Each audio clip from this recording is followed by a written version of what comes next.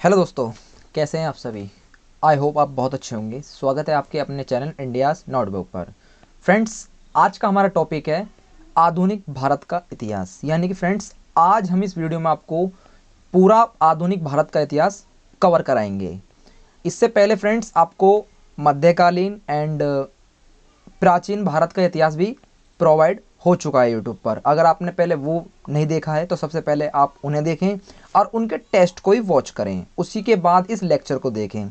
यानी कि फ्रेंड्स, आज इस वीडियो में इतिहास पूरा कवर हो जाएगा। यानी कि फ्रेंड्स, मैंने इससे रिलेटेड आपको दो वीडियो तो पहले ही प्रोवाइड कर दी हैं मैंने। इस अलग प्लेलिस्ट पर आपको मिल जाएगी यूट्यूब पर, आप जाके चेक कर सकते हैं। ये आज जो है फ्रेंड्स, ये आज लास्ट वीडियो है इसकी। यानी कि आज आधुनिक भारत का इतिहास है। इसी वीडियो में आज आपका पूरा इतिहास ख़त्म हो जाएगा। फ्रेंड्स, लास्ट तक वीडियो में बने रहें, क्योंकि आपके आने वाले हर एग्ज़ाम के लिए काफ़ी इम्पोर्टेंट ये वीडियो रहने वाली है।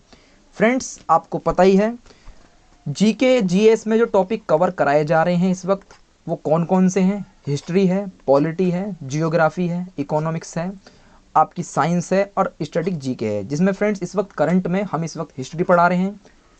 हिस्ट्री में 2 लेक्चर आपको पहले ही प्रोवाइड मैं आपको कर चुका हूँ और उनके टेस्ट भी दे चुका हूँ। फ्रेंड्स, उन्हें भी वॉच करें, काफ़ी इंपॉर्टेंट है आपके आने वाले हर एग्ज़ाम के लिए। आज इसमें फ्रेंड्स तीसरा वीडियो ये चल रहा है, आधुनिक भारत का इतिहास। इसके बाद फ्रेंड्स आपका पॉलिटी आएगा, फिर जियोग्राफी आएगा, इकोनॉमिक्स आएगा, साइंस आएगा और आपका स्टैटिक जीके आएगा। यानी फ्रेंड्स, जितने भी जीके जीएस में टॉपिक्स आते हैं सभी कवर इसमें कराए जाएंगे फ्रेंड, जो कि आपके आने वाले हर एग्ज़ाम के लिए काफ़ी इंपॉर्टेंट रहने वाले हैं। फ्रेंड्स, इस वीडियो की पीडीएफ पाने के लिए फ्रेंड्स टेलीग्राम ग्रुप को ज्वाइन कर लीजिए। इस वीडियो की पीडीएफ आपको टेलीग्राम ग्रुप पर देखने के लिए मिल जाएगी। अपने दोस्तों के साथ फ्रेंड्स ज़्यादा से ज़्यादा वीडियो को शेयर करें, और वीडियो आपको अच्छी लगे तो प्लीज़ वीडियो को लाइक भी करें। और फ्रेंड्स, आप इस चैनल पर नए हैं तो चैनल को सब्सक्राइब कर लीजिए और ऑल नोटिफिकेशन करना बिल्कुल ना भूलें, ताकि हमारी आने वाले समय में तब भी ऐसी वीडियो आए तो सबसे पहले आपके पास ही वीडियो पहुंच जाए और आपसे एक भी ऐसी इंपॉर्टेंट वीडियो मिस नहीं हो सके। तो चलिए फ्रेंड्स, बिगर टाइम वेस्ट करते हुए आज की वीडियो शुरू करते हैं। एकदम फ्रेंड्स बेसिक तरीके से समझेंगे आधुनिक भारत का इतिहास। तो चलिए फ्रेंड्स, शुरू करते हैं। सबसे पहले समझेंगे फ्रेंड्स हम उत्तरवर्ती मुगल साम्राज्य। यानी कि फ्रेंड्स, मैंने आपसे पहले भी कहा है, एकदम फ्रेंड्स शुरू के साथ सफ़र, मतलब शुरू से समझेंगे और लास्ट तक फ्रेंड्स आप वीडियो के साथ बने रहें। आज आपका इसमें फ्रेंड्स सारा ही जितना भी आधुनिक भारत है सब इसमें कवर हो जाएगा। और आपके आने वाले समय में जितने भी एग्ज़ाम में क्वेश्चन बनते हैं आधुनिक इतिहास से, इसे पढ़ने के बाद फ्रेंड्स आपका एक भी क्वेश्चन एग्ज़ाम में मिस नहीं होगा। इसके बाद आपका टेस्ट आएगा, उसे भी मिस ना करें, उसे भी वॉच करें, उसे भी दें फ्रेंड्स। इससे फ्रेंड्स यही पता चलेगा कि आपने इसमें कितना वॉच करा और कितना इसमें समझा। नोट्स बनाना चाहें तो फ्रेंड्स नोट्स बना सकते हैं, और वीडियो का स्क्रीनशॉट लेना चाहें तो आप स्क्रीनशॉट भी ले सकते हैं। अगर फ्रेंड्स मेरे मानने में चले तो फ्रेंड्स आप नोट्स जरूर बनाएं, क्योंकि फ्रेंड्स नोट्स बनाना काफ़ी इंपॉर्टेंट है। अगर आप एक एक बात को नोट करते चलेंगे तो आपको फ्रेंड्स आने वाले समय में सिर्फ एक बार रिवाइज करना पड़ेगा और आपका फ्रेंड्स पूरा आधुनिक इतिहास कवर हो जाएगा। इसलिए फ्रेंड्स मेरी मानो तो फ्रेंड्स नोट्स बना के जरूर चलें, क्योंकि फ्रेंड्स काफ़ी इंपॉर्टेंट वीडियो रहने वाली है। ठीक है फ्रेंड्स, तो चलिए फ्रेंड्स थोड़ा समझते हैं। लगभग 200 वर्षों के शासन के बाद, कितना फ्रेंड्स, लगभग 200 वर्षों के शासन के बाद 18वीं सदी के पूर्वार्ध में मुगल शासन का विघटन शुरू हो गया। और औरंगजेब की मृत्यु के बाद उसके 3 पुत्र, कौन कौन थे फ्रेंड्स, मुअज्जम मोहम्मद, आजम और का बख्श, उत्तराधिकारी के लिए युद्ध हुआ, जिसमें 65 वर्षीय बहादुर शाह मुअज्जम विजयी रहा। फ्रेंड्स, आपको पता ही है, इससे पहले मैंने आपको मध्यकालीन इतिहास पढ़ाया था। उसमें फ्रेंड्स मध्यकालीन इतिहास को जो अंतिम शासक था वो आपका औरंगजेब ही था, जिसे फ्रेंड्स जिंदा पीर के नाम से भी जानते हैं, जिसने फ्रेंड्स औरंगाबाद, महाराष्ट्र औरंगाबाद में बीबी के मकबरे का निर्माण भी करवाया था। उसी के बाद फ्रेंड्स ये आधुनिक भारत अब स्टार्ट होता है। तो चलिए फ्रेंड्स थोड़ा समझते हैं। चलिए, अब इसके शासक कौन कौन थे फ्रेंड्स, थोड़ा ये समझ लेते हैं। मैंने आपके लिए हेडलाइन रेड कर दी है, क्योंकि ये फ्रेंड्स ये इंपॉर्टेंट है।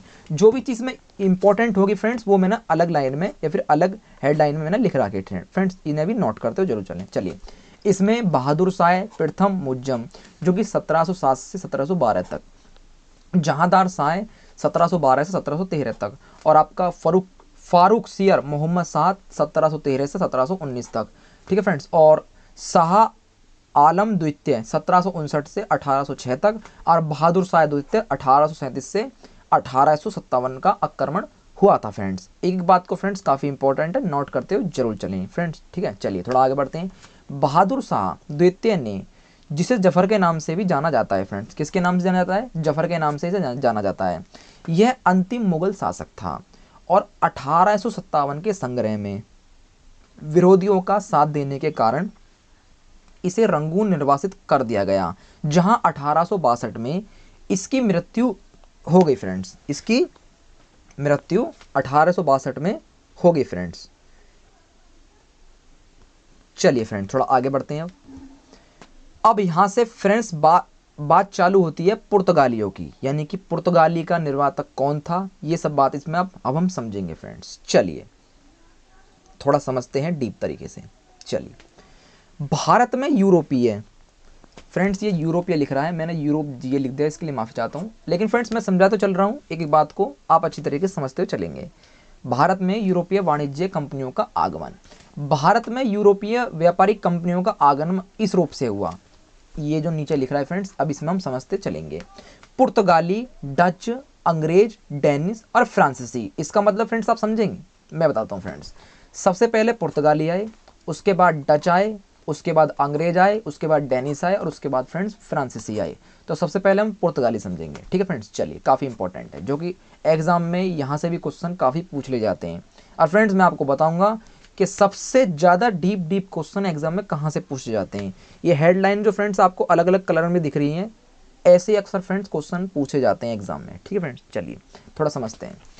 1458 यानी कि 1498 में पुर्तगाली निवासी वास्को डेगामा आसा अंतरिप होते हुए भारत के कालीकट पहुंचा फ्रेंड्स। ये आप सभी जानते हैं, आपने फ्रेंड्स कहीं ना कहीं इतिहास में पढ़ा होगा। आज एक बार और पढ़िए फ्रेंड्स, आपको सारा इतिहास सही से, आधुनिक भारत सही से कवर हो जाएगा, ठीक है फ्रेंड्स। चलिए थोड़ा समझते हैं आगे। जहाँ के शासक जमोरिन ने उसका स्वागत किया। किसने स्वागत किया फ्रेंड्स? जमोरिन ने उसका स्वागत किया। इस प्रकार वास्को डिगामा ने यूरोप से भारत पहुंचने के लिए समुद्री मार्ग की खोज कर दी फ्रेंड्स, ठीक है। चलिए, पुर्तगालियों ने 1503 में कोचीन में अपनी प्रथम व्यापारिक कोठी की स्थापना की। किस सन में की फ्रेंड्स? 1503 में।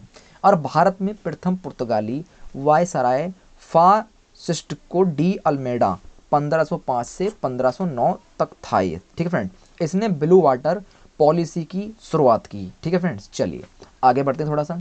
1509 में वायसराय बने अल्फांसो डी अल्बुकर्क को भारत में पुर्तगाली साम्राज्य का वास्तविक संस्थापक माना जाता है। अल्बुकर्क ने 1510 में बीजापुर के शासक यूसुफ आदिल शाह से गोवा छीन लिया, जो कालांतर में भारत में पुर्तगाली व्यापारिक केंद्रों की राजधानी बना। और 1511 में अल्बुकर्क ने मलक्का और 1515 में हॉर्मुज, क्या है फ्रेंड्स? हॉर्मुज पर भी अधिकार कर लिया। भारत में गोवा, दमन और दीव 1961 तक पुर्तगालियों के अधिकार में रहे और इस प्रकार पुर्तगाली सबसे पहले भारत में आए और सबसे बाद में ये भारत से गए, यानी कि सबसे पहले भी ये भारत में ही आए थे और सबसे बाद में भी ये भारत से ही गए, ठीक है फ्रेंड्स। चलिए, भारत में तंबाकू की खेती और प्रिंटिंग प्रेस की शुरुआत पुर्तगालियों के आगमन से ही हुई थी फ्रेंड्स, यानी कि भारत में जो तंबाकू की खेती और प्रिंटिंग की प्रेस की जो शुरुआत हुई थी फ्रेंड्स, वो पुर्तगालियों के समय में ही की गई थी। अगर आप वीडियो का स्क्रीनशॉट लेना चाहें तो फ्रेंड्स आप ले सकते हैं, मैं लाइनों को मिटा देता हूँ। चलिए फ्रेंड्स, अब आप स्क्रीनशॉट ले सकते हैं।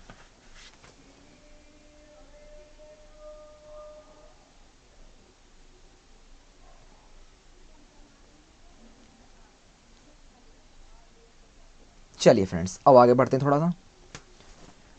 अब समझते हैं डच। उसके बाद सेकंड नंबर फ्रेंड डच आता है। मैंने आपको इसमें पीछे बताया था, पहले आपके पुर्तगाली आए थे, उसके बाद डच आए थे, उसके बाद अंग्रेज आए थे, उसके बाद आपके डेनिश आए थे और लास्ट में आपके फ्रांसीसी आए थे, ठीक है फ्रेंड्स। तो चलिए, पुर्तगाली हमने समझ लिए हैं, अब डच समझते हैं फ्रेंड्स। जब भी आप इतिहास पढ़ रहे होते हैं तो इतिहास को फ्रेंड्स एक कहानी की तरह समझ के चलें, यानी कि एक प्रकार से इसे स्टोरी की तरह इसे स्टोरी की तरह ही फ्रेंड्स से समझते चलें। अगर आप इसे स्टोरी की तरह समझेंगे तो आपको अच्छी तरीके से समझ में इतिहास आ जाएगा फ्रेंड्स। तो फ्रेंड्स एक प्रकार से स्टोरी की तरह से समझते हुए चलिए, कहानी की तरह समझे कि फ्रेंड्स इतिहास वही होता है जो पुरानी बातों को दोहराता है। और ये फ्रेंड्स इतिहास ही है जो आज पुरानी बातों को दोहरा रहा है, यानी कि आज से हजारों वर्ष पहले भारत में या विदेशों में आखिर हुआ क्या था, यही हुआ था फ्रेंड्स जो आज हम पढ़ रहे हैं, और इसी को ही इतिहास कहते हैं फ्रेंड्स। इतिहास भी फ्रेंड्स 3 भागों में बटा हुआ है। पहले आपका प्राचीन आया, उसके बाद मध्यकालीन आया, उसके बाद आपका ऐतिहासिक आया, उसके बाद आपका विश्व इतिहास भी आता है, जो कि इसी में आज आपका कवर करा दिया जाएगा। ठीक है फ्रेंड्स, तो चलिए फ्रेंड्स थोड़ा अब डच के बारे में समझ लेते हैं।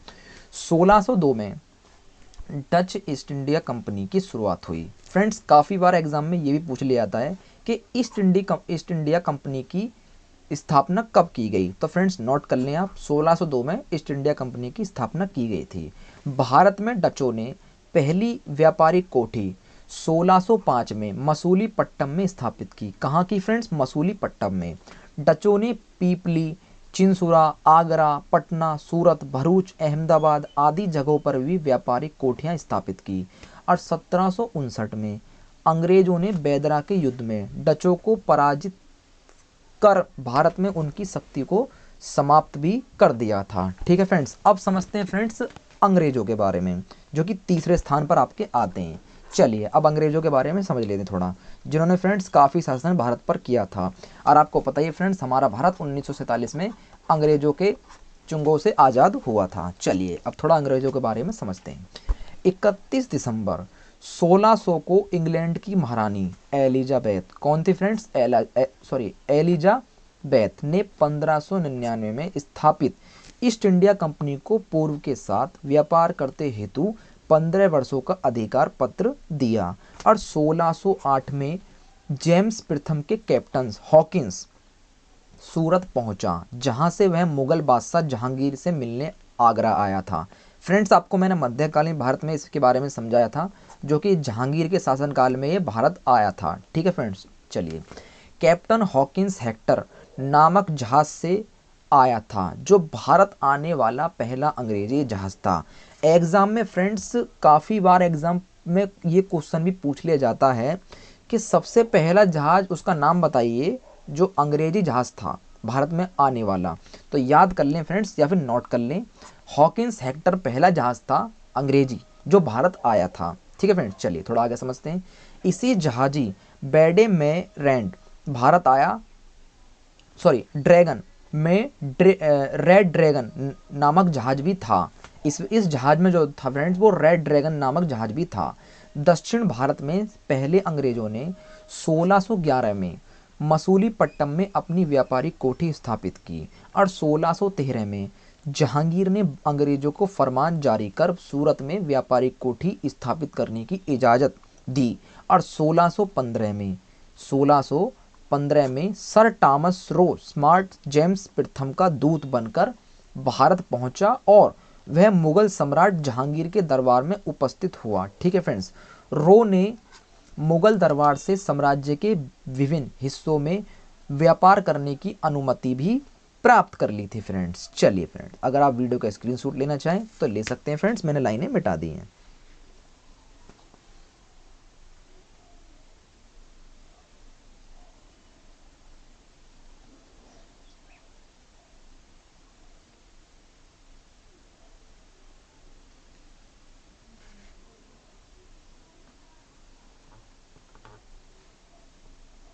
चलिए फ्रेंड्स आगे बढ़ते हैं थोड़ा सा।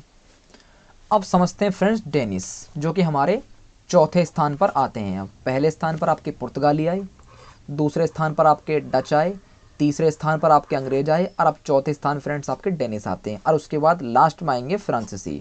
तो पहले फ्रेंड्स हम डेनिस के बारे में समझ लेते हैं। ठीक है friend, Dan east India company की स्थापना 1600 में की गई थी, 1616 में की गई थी। ठीक है फ्रेंड्स, सेरमपुर में की गई थी। कहाँ की गई थी? सेरमपुर में की गई थी फ्रेंड्स। ठीक है, चलिए। तथा टैक्रोबार डैनों का प्रमुख व्यापारिक केंद्र था। 1845 में उन्होंने अपनी फैक्ट्रियां ब्रिटिश कंपनी को बेच दी। किसे बेच दी थी फ्रेंड्स?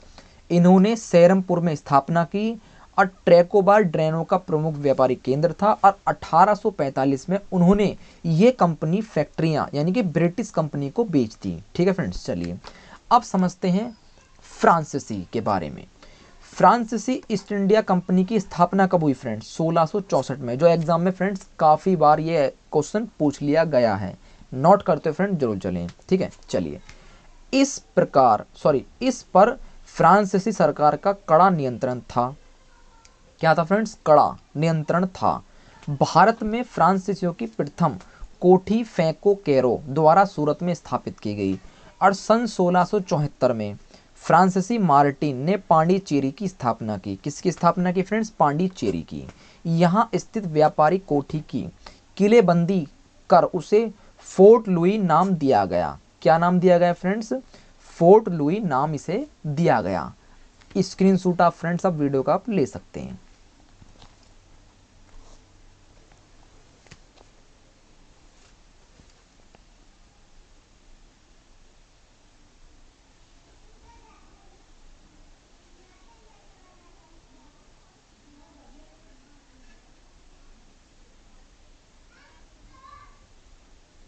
चलिए फ्रेंड्स आगे बढ़ते हैं थोड़ा सा। अब समझते हैं फ्रेंड्स बंगाल पर अंग्रेजों का अधिकार, यानी कि जब बंगाल पर अंग्रेजों ने अधिकार कर लिया था, अब उसी के बारे में हम इसमें समझेंगे। चलिए फ्रेंड्स, ये थोड़ी डीप बात है फ्रेंड्स, इसलिए इसे ध्यानपूर्वक जरूर समझते हो चले फ्रेंड्स, क्योंकि काफ़ी क्वेश्चन यहाँ से भी पूछे जाते हैं। ठीक है फ्रेंड्स, चलिए अली वर्दी खां के बाद 1756 में सिराजुद्दौला बंगाल का नवाब बना। काल कोठरी की त्रासदी सिराजुद्दौला के शासनकाल से जुड़ी है। किसके शासनकाल से जुड़ी है फ्रेंड्स? सिराजुद्दौला, ठीक है, के शासनकाल से ये जुड़ी है। अंग्रेज इतिहासकार जेड हारवेल के अनुसार नवाब सिराजुद्दौला ने 20 जून कब फ्रेंड्स? 20 जून 1756 की रात 146 अंग्रेजों की एक छोटी सी कोठरी में बंद कर दिया था। यानी कि 146 कितना फ्रेंड्स? 146 अंग्रेजों को काल कोठरी में बंद कर दिया था। और अगले दिन सुबह 146 में से केवल 23 व्यक्ति ही जीवित बचे थे। अब 146 फ्रेंड्स उन्होंने बंद करे थे काल कोठरी में, और उसमें से फ्रेंड्स 23 व्यक्ति ही जीवित बचे थे। यानी कि बाकी सैनिकों, यानी बाकी जो काल कोठरी में अंग्रेजों को बंद किया था वो मर चुके थे, उनकी मृत्यु हो चुकी थी फ्रेंड्स। ठीक है, और 23 जून 1757 जिसमें फ्रेंड्स प्लासी का युद्ध भी हुआ है। प्लासी का युद्ध अंग्रेज सेनापति रॉबर्ट क्लाइव नाम नोट करें फ्रेंड्स, रॉबर्ट क्लाइव और बंगाल के नवाब सिराजुद्दौला के बीच हुआ। एग्जाम में काफ़ी बार क्वेश्चन पूछ लिया जाता है कि प्लासी का युद्ध फ्रेंड्स किस सन में हुआ, किस डेट को हुआ और किस किस के बीच हुआ। तो 23 जून 1757 को हुआ था। और किस किस के बीच हुआ फ्रेंड्स? अंग्रेज सेनापति रॉबर्ट क्लाइव और बंगाल के नवाब सिराजुद्दौला के ये बीच हुआ। ठीक है फ्रेंड, जिसमें मीर जाफर के विश्वासघात के कारण नवाब पराजित हुआ। यानी कि मीर जाफर जो था फ्रेंड्स, उसने बंगाल के नवाब सिराजुद्दौला से गद्दारी कर ली और वो अंग्रेजों की तरफ मुड़ गया और उसको हरा दिया गया। यानी कि अंग्रेज इसमें जीत गया, यानी कि रॉबर्ट क्लाइव इसमें जीत गया और सिराजुद्दौला को उसने पराजित कर दिया, यानी कि सिराजुद्दौला उसमें हार गया। ठीक है फ्रेंड्स, चलिए अब थोड़ा आगे समझते हैं। और मीर जाफर के पुत्र मीरन, कौन था फ्रेंड्स इसका पुत्र? मीरन द्वारा नवाब को मार डाला गया। यानी कि जो मीर जाफर का पुत्र था उसने सिराजुद्दौला को मौत के घाट उतार दिया। चलिए अब आगे समझते हैं। प्लासी के युद्ध में मोहनलाल एवं मीर मदन के नेतृत्व में एक छोटी सी सेना नवाब की वफादार रही। और प्लासी के युद्ध के पश्चात अंग्रेजों ने मीर जाफर को नवाब बनाया। यानी कि मीर जाफर को, जो कि उसने उसका साथ दिया था, उसको उसने नवाब बना दिया सिराजुद्दौला की जगह। और मीर जाफर ने नवाबी प्रांत होने की खुशी में कंपनी को बंगाल, बिहार, उड़ीसा में मुक्त व्यापार का अधिकार, 24 परगना की जमींदारी प्रदान की। और 1760 में मीर जाफर को हटाकर मीर कासिम को अंग्रेजों ने बंगाल का नवाब बनाया, यानी कि उसके बाद उसने मीर जफर से गद्दारी कर ली और मीर कासिम को अंग्रेजों ने बंगाल का नवाब बना दिया। और मीर कासिम ने अंग्रेजों को वर्धमान, मिदनापुर तथा चटगांव की जमींदारी दी। मीर कासिम ने बंगाल की राजधानी मुर्शिदाबाद के स्थान पर मुंगेर स्थानांतरित कर दिया और दस्तक के दुरुपयोग के मुद्दे पर अंग्रेज और मीर कासिम के बीच टकराव हुआ। ठीक है फ्रेंड्स, उसके बीच ये टकराव शुरू हुआ, जिसकी परिणति बक्सर के युद्ध में हुई। बक्सर का युद्ध तो फ्रेंड्स आपने सुना होगा, एग्जाम में पूछा भी गया है। बक्सर का युद्ध अब आप फ्रेंड्स नोट कर सकते हैं। 22 अक्टूबर 1764 में बक्सर का युद्ध हुआ। किस किस के बीच हुआ फ्रेंड्स? अंग्रेज एवं मीर कासिम के बीच ये युद्ध हुआ। अवध के नवाब सिराजुद्दौला और मुगल सम्राट शाह आलम द्वितीय की संयुक्त सेनाओं के बीच हुआ।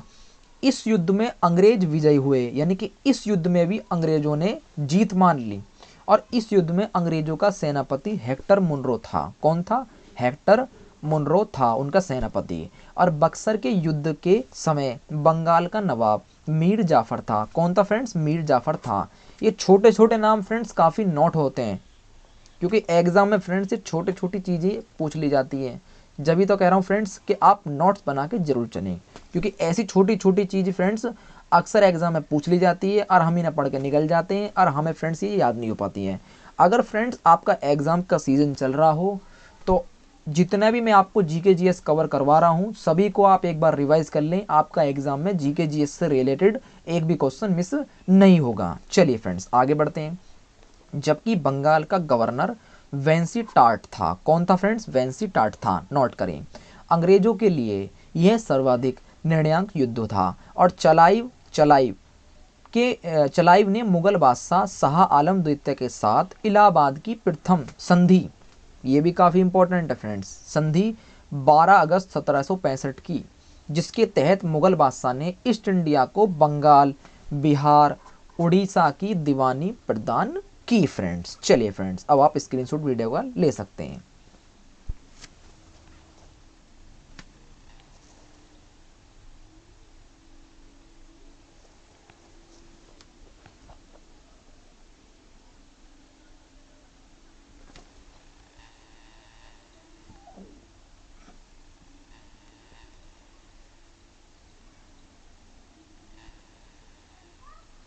चलिए फ्रेंड्स आगे बढ़ते हैं थोड़ा सा।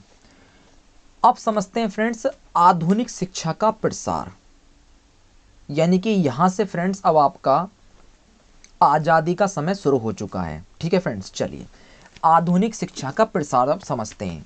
हर चीज़ को फ्रेंड्स डीप तरीके से समझते हो। चलिए अगर वीडियो आपको समझ में नहीं आए तो वीडियो को दोबारा रिपीट करके देखें, काफ़ी इंपॉर्टेंट वीडियो है इसलिए मैं आपको बता रहा हूँ फ्रेंड्स। और वीडियो को जल्दी देखने के लिए फ्रेंड्स आप प्लेबैक स्पीड पर भी इसे देख सकते हैं, ताकि फ्रेंड जल्दी वीडियो वॉच हो जाए और आपको समझ में भी अच्छी तरीके से आ जाए। अगर नोट्स बना के चल रहे हैं तो फ्रेंड्स अभी इस वक्त मेरी वीडियो प्रीमियर पर चल रही है तो नोट्स बना के जरूर चलें। चलिए अब समझते हैं आधुनिक शिक्षा का प्रसार। 1781 कौन से सन में? 1781 में वॉरेन हेस्टिंग ने कलकत्ता में मदरसा की स्थापना की। कौन से सन में की फ्रेंड्स? 1781 में। और 1791 में यानी कि 10 साल बाद में हिंदू कानून एवं दर्शन के अध्ययन के लिए जोनाथन डंकन ने वाराणसी में एक संस्कृत कॉलेज की स्थापना की। ठीक है फ्रेंड्स, चलिए अब और समझते हैं आगे। 1813 के चार्टर एक्ट जो कि आपने फ्रेंड्स सुना भी होगा, में भारतीय विद्वानों एवं भारत में आधुनिक शिक्षा को बढ़ावा देने के उद्देश्य के लिए प्रतिवर्ष 1 लाख रुपये खर्च करने का प्रस्ताव लाया गया। ठीक है फ्रेंड्स। और 1835 कौन सन फ्रेंड्स? 1835 में लॉर्ड मेकाले ने अपने प्रसिद्ध आलोक पत्र में अंग्रेजी माध्यम से शिक्षा प्रदान करने की अनुशंसा की तथा सरकार ने इस पर कार्रवाई करते हुए 1835 में अंग्रेजी को शिक्षा का माध्यम बनाया।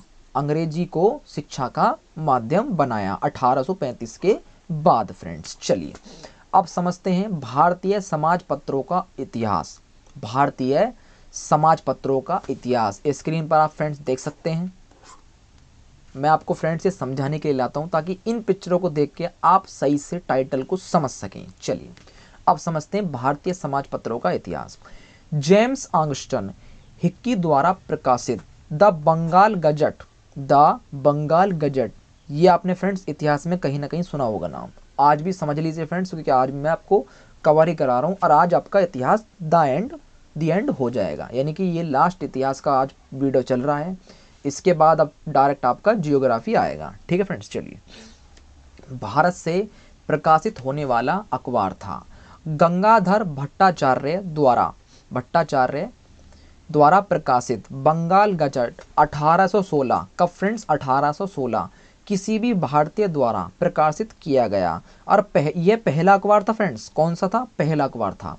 ईश्वर चंद विद्यासागर तथा द्वारकानाथ विद्याभूषण द्वारा 1859 में बंगाली भाषा में सोम प्रकाश, क्या है फ्रेंड्स? सोम प्रकाश नामक समाचार पत्र का प्रकाशन किया गया और इस समाचार पत्र के खिलाफ लिटन कार्बना न्यूक्लियर प्रेस एक्ट ये लागू हुआ था और भारत में हिंदी में प्रकाशित होने वाला पहला समाचार पत्र था ये फ्रेंड्स।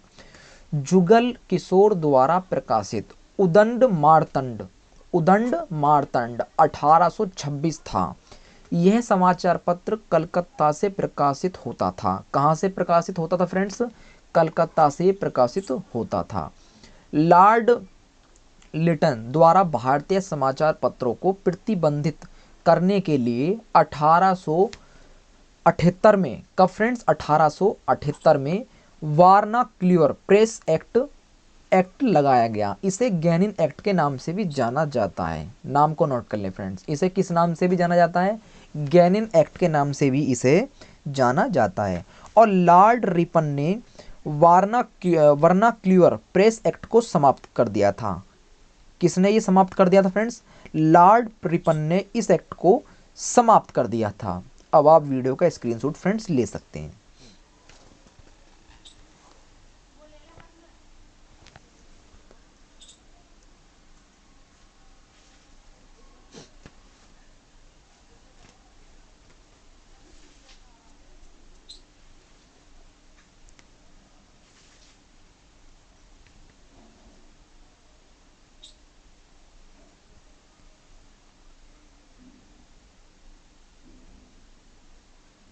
चलिए फ्रेंड्स आगे बढ़ते हैं अब थोड़ा सा। अब समझते हैं फ्रेंड्स राजा राम मोहन राय। अब क्या समझेंगे फ्रेंड्स हम? राजा राम मोहन राय के बारे में, जो कि स्क्रीन पर आप देख सकते हैं फ्रेंड्स।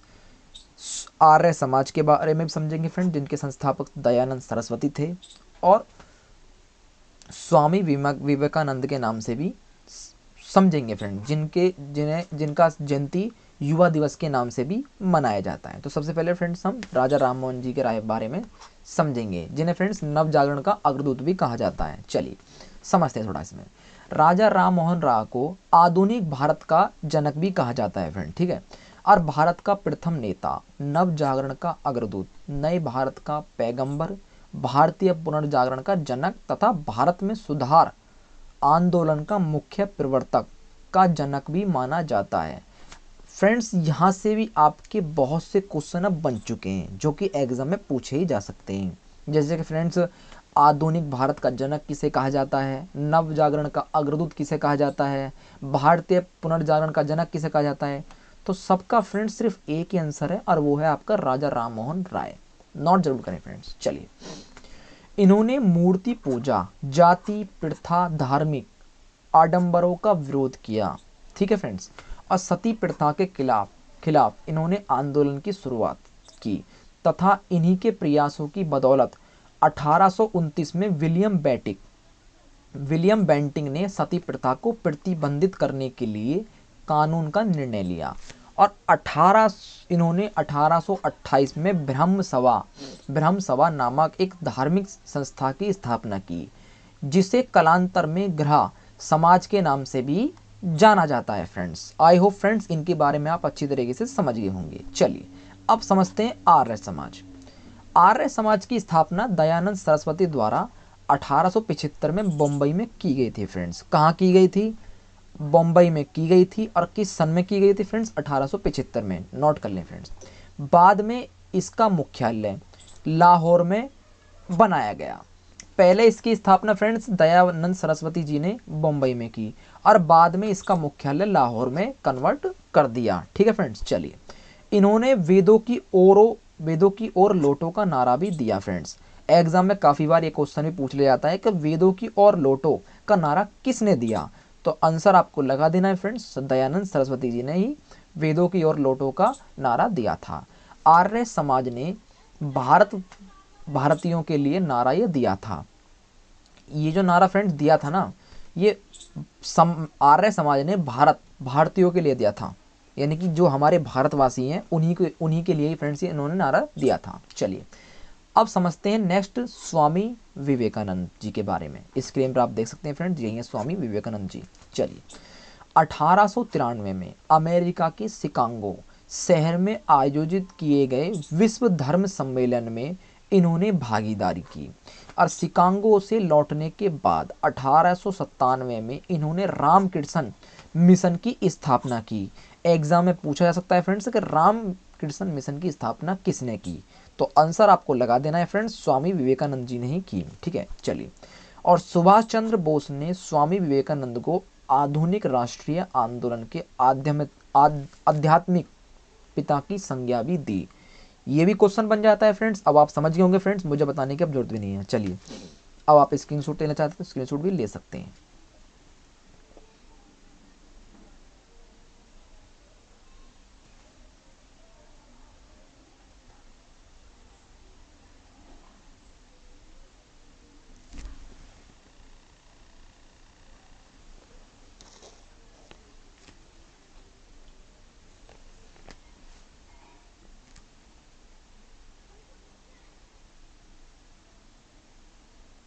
चलिए फ्रेंड्स आगे बढ़ते हैं। अब समझते हैं फ्रेंड्स 1857 का विद्रोह, जो कि काफ़ी इंपॉर्टेंट यहाँ से चैप्टर बनता है आपका, क्योंकि यहाँ से फ्रेंड्स एग्जाम में काफ़ी बार क्वेश्चन पूछ ले जाते हैं। चलिए अब हम समझेंगे 1857 का विद्रोह। चलिए यहाँ भी काफ़ी इंपॉर्टेंट फैक्ट बनेंगे फ्रेंड्स, इसलिए समझते हुए जरूर चलें डीप तरीके से। सन 1857 में उत्तर एवं मध्य भारत में ब्रिटिश शासन के खिलाफ एक सख्त विद्रोह की शुरुआत हुई और इस विद्रोह का तत्कालीन कारण बना भारतीय सैनिकों को प्रयोग हेतु दिए गए इनफील्ड राइफलों में चर्बी युक्त कारतूसों के प्रयोग को शुरू करना। इन कारतूसों में गाय एवं सुअर की चर्बी लगे होने की आशंका थी। किसकी चर्बी फ्रेंड्स? गाय एवं सुअर की चर्बी लगी होने की आशंका थी। हालांकि 10 मई 1857 को मेरठ में इस विद्रोह की औपचारिक शुरुआत हुई, किंतु इससे पूर्व 29 मार्च 1857 को बैरकपुर, कहाँ फ्रेंड्स? बैरकपुर छावनी के 24वीं नेटिव इन्फेंट्री के सिपाही मुंगल पांडे ने चर्बी युक्त कारतूस के प्रयोग के विरोध में अपने अधिकारी लेफ्टिनेंट बाग एवं हुसन की हत्या करके विद्रोह का शंखनादकार दिया और 10 मई 1857 को विद्रोहियों ने मेरठ में अपने अधिकारियों की हत्या कर 11 मई को सुबह दिल्ली पर अधिकार कर लिया। ठीक है फ्रेंड्स, 11 मई की सुबह दिल्ली पर इन्होंने अधिकार कर लिया तथा मुगल बादशाह बहादुर शाह को भारत का सम्राट घोषित कर दिया।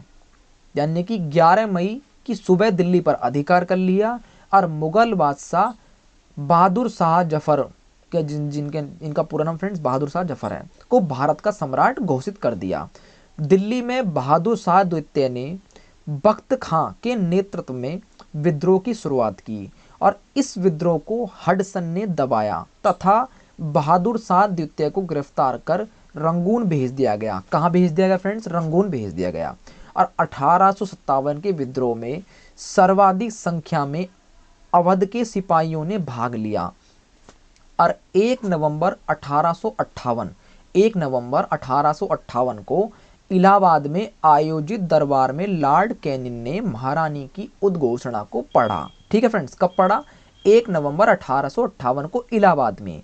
विद्रोह की समाप्ति के बाद 1858 में ब्रिटिश संसद द्वारा पारित एक कानून के द्वारा भारत में शासन करने का अधिकार ईस्ट इंडिया कंपनी से लेकर ब्रिटिश सम्राट को दे दिया गया। यानी कि फ्रेंड्स ईस्ट इंडिया कंपनी को से लेकर और ब्रिटिश सम्राट को ये सौंपित कर दिया। ठीक है फ्रेंड, ये यानी कि दे दिया। ठीक है फ्रेंड, चलिए थोड़े यहाँ एक जानकारी और दे रहा है फ्रेंड्स, इनके बारे में भी आप समझें। तात्या टोपे का जो वास्तविक नाम था फ्रेंड्स वो था रामचंद्र पांडुरंग। क्या था? रामचंद्र पांडुरंग। थोड़ा भी नहीं भी समझ लेते हैं। विद्रोह का केंद्र, भारतीय नेतृत्वकर्ता, आंदोलन की शुरुआत और विद्रोह को कुचलने वाले ब्रिटिश अधिकारी और समर्पण या मृत्यु। विद्रोह का केंद्र क्या है फ्रेंड्स? दिल्ली। बहादुर शाह जफर एवं बख्त खां 11 मई 1857। निकोलसन एवं हडसन 20 सितंबर 1857 की ये बात है फ्रेंड्स। ठीक है, दूसरा है आपका लखनऊ बेगम हजरत महल 4 जून 1857। कैपबेल हेनरी लॉरेंस और मार्च 1858 की ये फ्रेंड्स बात है। ये भी काफ़ी इंपॉर्टेंट है, इसलिए मैं आपके लिए फ्रेंड्स लाया हूँ ये उठा के। चलिए अब आप स्क्रीनशॉट भी ले सकते हैं वीडियो का।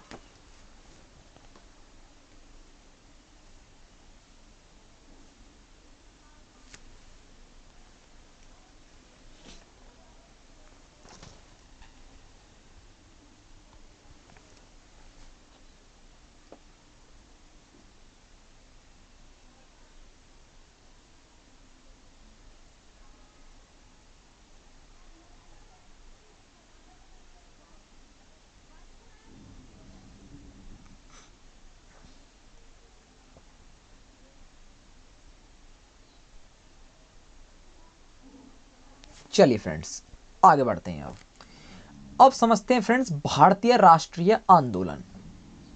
अब क्या समझेंगे फ्रेंड्स हम? भारतीय राष्ट्रीय आंदोलन जो कि फ्रेंड्स 1885 से लेकर 1947 यानी कि फ्रेंड्स अब आज़ादी का समय आ गया है।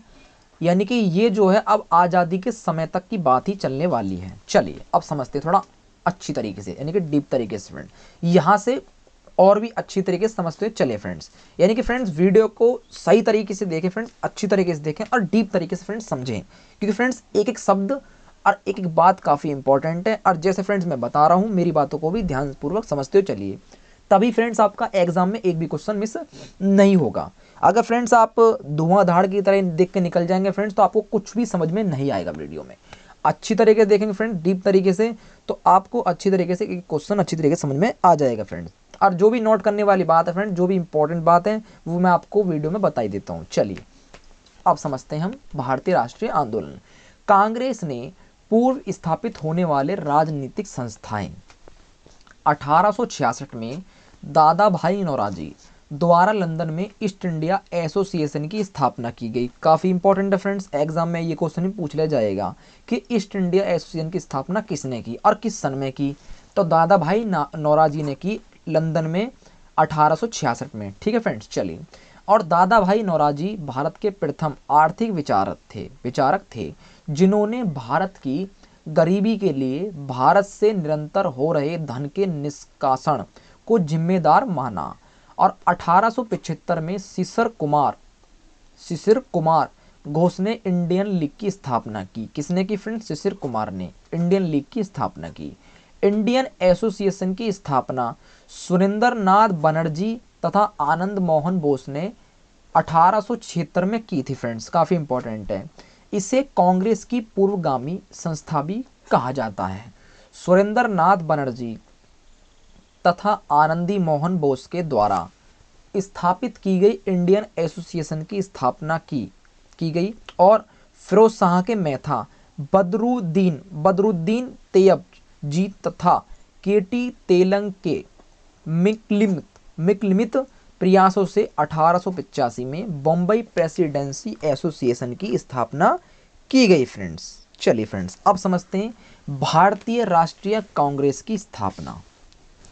भारतीय राष्ट्रीय कांग्रेस की स्थापना कब की गई फ्रेंड्स? 1885 में भारतीय नेताओं द्वारा एक अंग्रेज सेनानिवृत्त अधिकारी ए.ओ. ह्यूम के संयोग से की गई। किसके संयोग से की गई फ्रेंड्स? ए.ओ. ह्यूम के संयोग से की गई।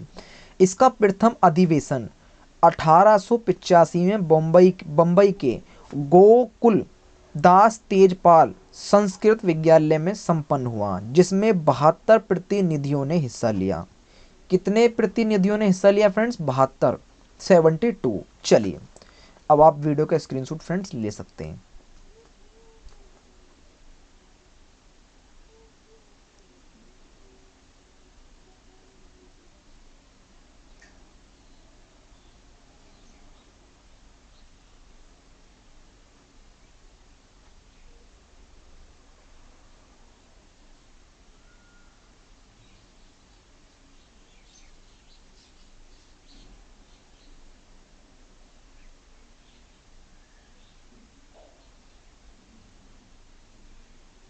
चलिए फ्रेंड्स अब आगे बढ़ते हैं थोड़ा सा। अब समझते हैं फ्रेंड्स उदारवादी चरण 1885 से 1905 तक। 1885 में कांग्रेस की स्थापना के साथ ही इस पर नौरोजी, रनाडे, फिरोज शाह मेहता, सुरेंद्रनाथ बनर्जी, खोखले, मदन मोहन मालवीय जैसे उदारवादी नेताओं का वर्चस्व था। स्क्रीन पर आप देख सकते हैं फ्रेंड्स, सभी इसमें सम्मिलित हैं। ये नेता प्रार्थना पत्र, स्मरण पत्र, प्रतिवेदन एवं शिष्टमंडल के द्वारा सरकार तक अपनी मांग पहुंचाते थे। सरकार तक अपनी मांग पहुंचाते थे फ्रेंड्स। अब समझते हैं फ्रेंड्स अग्रवादी चरण 1905 से 1919 तक। अग्रवादी चरण के नेताओं में लाला लाजपत राय, बाल गंगाधर तिलक और विपिन चंद्र पाल का नाम उल्लेखनीय है फ्रेंड्स। चलिए स्क्रीनशॉट अब आप ले सकते हैं फ्रेंड्स वीडियो का।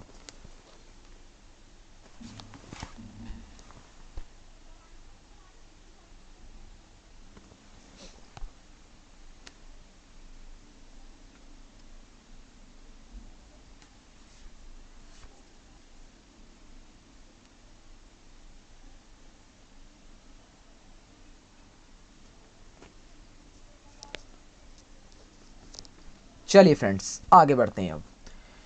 अब समझते हैं फ्रेंड्स बंगाल का विभाजन और स्वदेशी आंदोलन। बंगाल का विभाजन और स्वदेशी आंदोलन। चलिए जुलाई 1905 में ब्रिटिश औपनिवेशिक सरकार द्वारा बंगाल विभाजन की घोषणा की गई और 7 अगस्त 1905 को कलकत्ता स्थित टाउन हॉल में एक ऐतिहासिक बैठक के दौरान स्वदेशी आंदोलन की औपचारिक घोषणा की गई तथा बहिष्कार संबंधी प्रस्ताव पारित किया गया और 16 अक्टूबर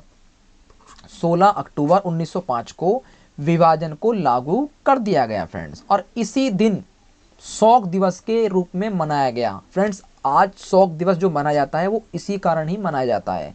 बंगालियों में अटूट एकता दर्शाने के लिए हिंदू एवं मुसलमानों के एक दूसरे की कलाइयों पर राखी बांधी, यानी कि हिंदू एवं मुसलमानों ने एक दूसरे की कलाइयों पर राखी बांधी। और इस विभाजन के दौरान रविंद्रनाथ टैगोर ने आमार सोनार बांग्ला नामक प्रसिद्ध गीत लिखा। और आगे चलकर फ्रेंड्स ये 1971 कितना फ्रेंड्स 1971 में बांग्लादेश की स्वतंत्रता के पश्चात इसका राष्ट्रीय गीत बना। ठीक है फ्रेंड्स। चलिए अब समझेंगे फ्रेंड्स मुस्लिम लीग की स्थापना। फ्रेंड्स मुस्लिम लीग की स्थापना 1906 में आगा खां, कौन फ्रेंड्स? आगा खां ढाका, जो कि वर्तमान फ्रेंड बांग्लादेश की राजधानी है, ढाका के नवाब सलीमुल्लाह तथा मोहसिन मुल्क के नेतृत्व में मुस्लिम लीग की स्थापना हुई। किस किस के नेतृत्व में हुई फ्रेंड्स? ये सलीमुल्लाह और मोहसिन मुल्क के नेतृत्व में मुस्लिम लीग की स्थापना हुई। सलीमुल्लाह को इसका मुख्य संस्थापक माना जाता है। आगा खां मुस्लिम लीग के प्रथम अध्यक्ष बनाए गए और मुस्लिम लीग ने बांग्ला विभाजन का समर्थन भी किया, जो आगे चलकर मुस्लिम लीग को संतुष्ट करने के लिए 1909 का फ्रेंड्स 1909 का मार्ले मिंटो सुधार, जो कि फ्रेंड्स आपने इतिहास में काफ़ी बार सुना भी होगा, मार्ले मिंटो सुधार अधिनियम लाया गया, जिससे मुसलमानों के लिए पृथक निर्वाचक मंडल की व्यवस्था की गई फ्रेंड्स। चलिए फ्रेंड्स अब वीडियो का आप स्क्रीनशॉट ले सकते हैं।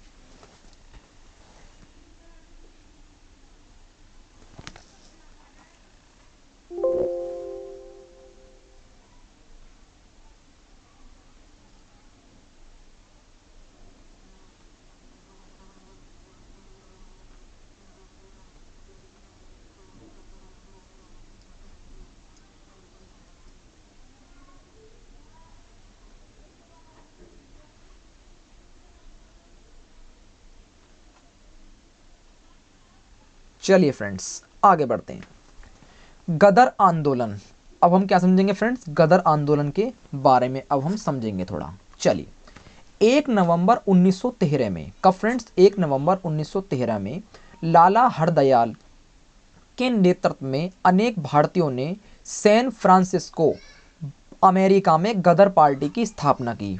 कहाँ की फ्रेंड्स, अमेरिका में की, और अमेरिका में कहाँ की, फ्रांसिस्को में, जो कि अमेरिका में स्थित एक शहर होगा फ्रेंड्स।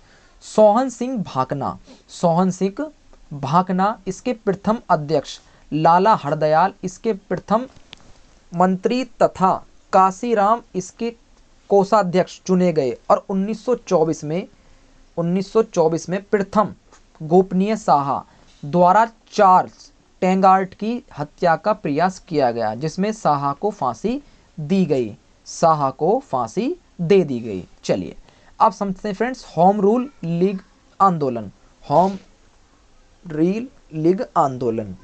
तिलक ने 16 अप्रैल को बेलगाम में होम रूल लीग का गठन किया। कब किया फ्रेंड्स, 16 अप्रैल 1916 में बेलगांव में होम रूल लीग का गठन किया, और इनकी लीग का कार्य क्षेत्र कर्नाटक, महाराष्ट्र, बंबई को छोड़कर मध्य प्रांत का बरार था। और सितंबर 1916 में एनी बेसेंट ने अपनी लीग कार का गठन किया। इन्होंने चार्ल्स अंडूडेल को लीग का सचिव बनाया था, तथा अनरू संयोगी थे, ठीक है फ्रेंड्स, और वीपी पांड्या एवं सीपी रामास्वामी अय्यर हैं। एनी बेसेंट ने अपनी लीग का मुख्यालय अंडियार में स्थापित किया। कहाँ किया फ्रेंड्स, अंडियार में स्थापित किया। और इस आंदोलन के बढ़ते प्रभाव को देखकर सरकार इसके दमन हेतु सक्रिय हुई, तथा तिलक पर मुकदमा चला, यानी कि बाल गंगाधर तिलक पर मुकदमा चला, और मोहम्मद अली जिन्ना के नेतृत्व में वकीलों की एक टीम ने तिलक को मुकदमा से लड़ा। ठीक है फ्रेंड्स, चलिए अब आप वीडियो का स्क्रीनशॉट ले सकते हैं।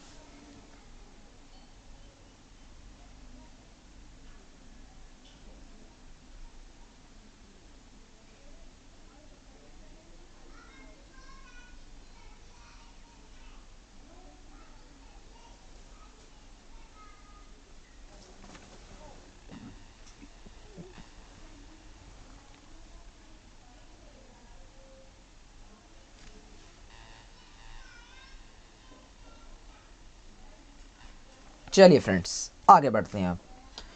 अब समझेंगे फ्रेंड्स गांधीवादी आंदोलन, जो कि 1919 से 1947 तक चला। चलिए गांधी जी एक मुकदमे के सिलसिले में 1893 में दक्षिण अफ्रीका गए, ठीक है फ्रेंड्स, और वहां उन्होंने अंग्रेजों की रंगभेद नीति का विरोध किया, यानी कि अंग्रेजों की रंगभेद नीति का विरोध किया। और 1915 में गांधी जी का भारत आगमन हुआ, यानी कि 1893 में वो दक्षिण अफ्रीका गए और 1915 में वो वहां से लौटे, ठीक है। इस समय प्रथम विश्व युद्ध चल रहा था, यानी कि जब वो भारत लौटे तो उस समय फ्रेंड्स भारत में प्रथम युद्ध चल रहा था। इन्होंने ब्रिटिश सरकार से समर्थन हासिल करने के उद्देश्यों से युद्ध कार्यों में सरकार की सहायता की, जिससे खुश होकर सरकार ने इन्हें केसर ए हिंद की उपाधि दी।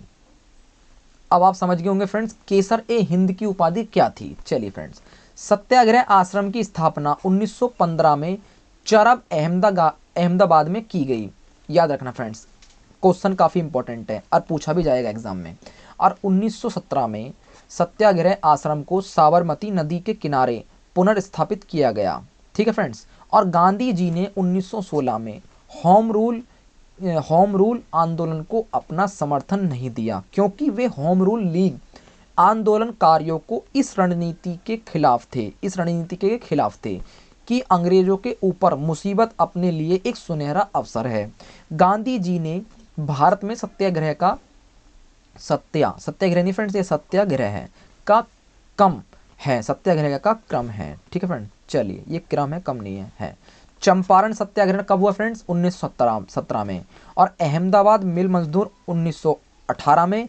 और खेड़ा सत्याग्रह 1918 में हुआ था फ्रेंड्स। चलिए फ्रेंड्स स्क्रीनशॉट आप ले लीजिए।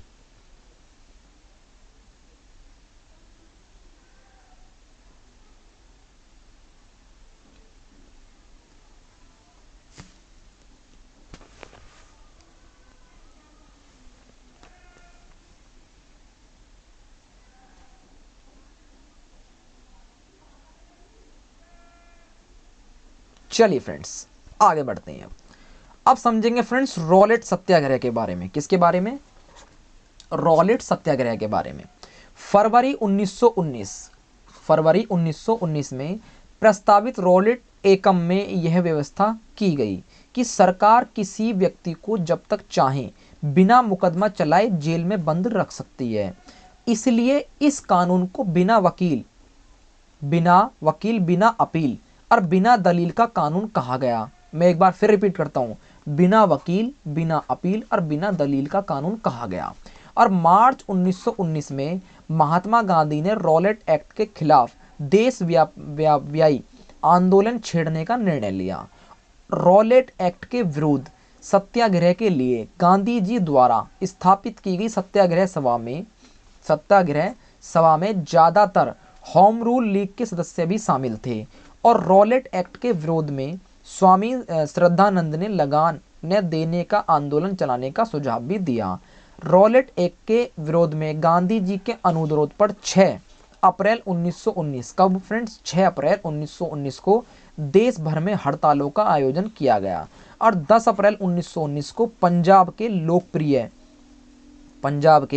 लोकप्रिय नेता सैफुद्दीन किचलू एवं डॉक्टर सत्यपाल को गिरफ्तार कर लिया गया, जिसके विरोध में 13 अप्रैल को अमृतसर के जलियांवाला में सरकार की नीतियों के विरोध में शांतिपूर्ण सभा का आयोजन किया गया। और इस सभा स्थल पर उपस्थित अमृतसर के फौजी कमांडर ओडायर ने जनता को आतंकित करने के उद्देश्य से नियंत्रित भीड़ पर गोली चलाने का आदेश दिया, जिसमें हजारों लोग फ्रेंड्स मारे गए, हजारों लोग इसमें मारे गए। और इस हत्याकांड के बाद पूरे पंजाब में मार्शल लॉ, क्या फ्रेंड्स? मार्शल लॉ लागू कर दिया गया तथा जनता पर अत्याचार भी फ्रेंड्स काफ़ी किए गए। और इस हत्याकांड के विरोध में रविंद्रनाथ टैगोर ने, ये फ्रेंड्स सविंदर नहीं है, रविंदर ने, ठीक है फ्रेंड्स, टैगोर ने नाइट या सर की उपाधि त्याग दी तथा वायसराय की याकिनी परिषद के सदस्य शंकर नायर ने अपना पद त्याग दिया। और इस हत्याकांड के विरोध में चारों ओर उठ रहे विरोध के स्वर तथा बढ़ते दबावों को देखते हुए सरकार ने इसकी जांच हेतु हंटर कमीशन की नियुक्ति की। और इस समिति में 3 भारतीयों को भी शामिल किया गया, जिसमें चिमनलाल, शीतलवाण और सुल्तान अहमद तथा जगत नारायण भी शामिल थे फ्रेंड। चलिए फ्रेंड्स अब आप स्क्रीनशॉट ले लीजिए।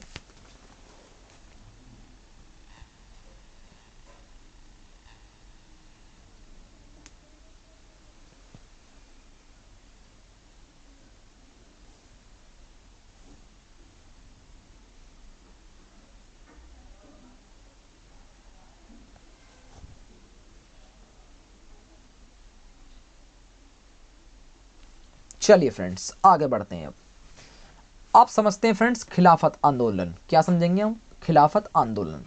तुर्की का सुल्तान धार्मिक खलीफ था। कौन था फ्रेंड्स? धार्मिक खलीफ था। और प्रथम विश्व युद्ध के पश्चात विजेता देश, जिसमें इंग्लैंड भी था, तुर्की को दंडित करना चाहते थे फ्रेंड्स। इसमें मुसलमान नाराज हो गए। और इस घटना के पश्चात शीघ्र ही मोहम्मद अली, शौकत अली और मौलाना आजाद, हकीम अजमल खान तथा हसरत मोहानी के नेतृत्व में खिलाफत कमेटी को गठन किया गया और देशव्यापी आंदोलन छेड़ दिया गया। और नवंबर 1919 का फ्रेंड्स, नवंबर 1919 में दिल्ली में अखिल भारतीय खिलाफत का सम्मेलन का आयोजन किया गया, जिसकी अध्यक्षता महात्मा गांधी ने की फ्रेंड्स। चलिए अब समझेंगे फ्रेंड्स असहयोग आंदोलन, जिसमें फ्रेंड्स एग्जाम में काफ़ी बार एग्जाम में क्वेश्चन पूछ ले जाते हैं। अब वो फ्रेंड्स आपका कोई भी एग्जाम क्यों ना सही, स्क्रीन पर आप ऊपर देख सकते हैं, चाहे वो एसएससी का हो, बैंक का हो, यूपीएससी का हो, पुलिस का हो या आपका डिफेंस एग्जाम हो, सभी एग्जामों में यहाँ से भी रिलेटेड क्वेश्चन पूछे जाते हैं। फ्रेंड्स जीके है, जीके तो फ्रेंड्स हर एग्जाम में पूछी जाती है। चलिए 1 अगस्त 1920 से असहयोग आंदोलन प्रारंभ हो गया। यानी कि असहयोग जो आंदोलन प्रारंभ हुआ फ्रेंड्स, वो 1 अगस्त 1920 से प्रारंभ हो गया। इस सन में फ्रेंड्स काफ़ी स्टूडेंट कंफ्यूज होते हैं, और आज आप कंफ्यूज मत होना फ्रेंड्स, आज आप इस डेट को नोट कर लें कि असहयोग आंदोलन जो प्रारंभ हुआ था वो 1 अगस्त 1920 से प्रारंभ हुआ था। इस दिन तिलक का निधन हो गया फ्रेंड्स, यानी कि बाल गंगाधर तिलक जी का इस दिन निधन हो गया। कांग्रेस द्वारा सितंबर 1920 में कलकत्ता में विशेष अधिवेशन बुलाया गया, जिसमें विदेशी शासन के खिलाफ सीधी कार्रवाई करने, विधान परिषदों का बहिष्कार करने एवं असहयोग वसनीय अवज्ञा आंदोलन शुरू करने का निर्णय लिया गया। इस अधिवेशन की अध्यक्षता लाला लाजपत राय ने की। किसने की फ्रेंड्स? लाला लाजपत राय ने की थी। और इस दौरान सुभाष चंद्र बोस नेशनल कॉलेज कलकत्ता के प्रधानाचार्य बने, यानी कि प्रिंसिपल बने। संपूर्ण आंदोलन के दौरान बहिष्कार कार्यक्रमों में विदेशी कपड़ों का बहिष्कार सर्वाधिक सफल रहा, और इस आंदोलन के दौरान चरखे एवं खादी के प्रचार ने खूब जोर पकड़ा और खादी राष्ट्रीय आंदोलन का प्रतीक बन गई। असहयोग आंदोलन के मूल कार्यक्रम में ताड़ी की दुकान प्रदर्शनी को शामिल नहीं किया गया तथा किंतु यह कार्यवाही काफ़ी लोकप्रिय हुई, और इस आंदोलन के दौरान सबसे पहले गिरफ्तार होने वाले नेता सी आर दास और उनकी पत्नी बसंती देवी थी फ्रेंड्स। चलिए स्क्रीनशॉट आप ले सकते हैं।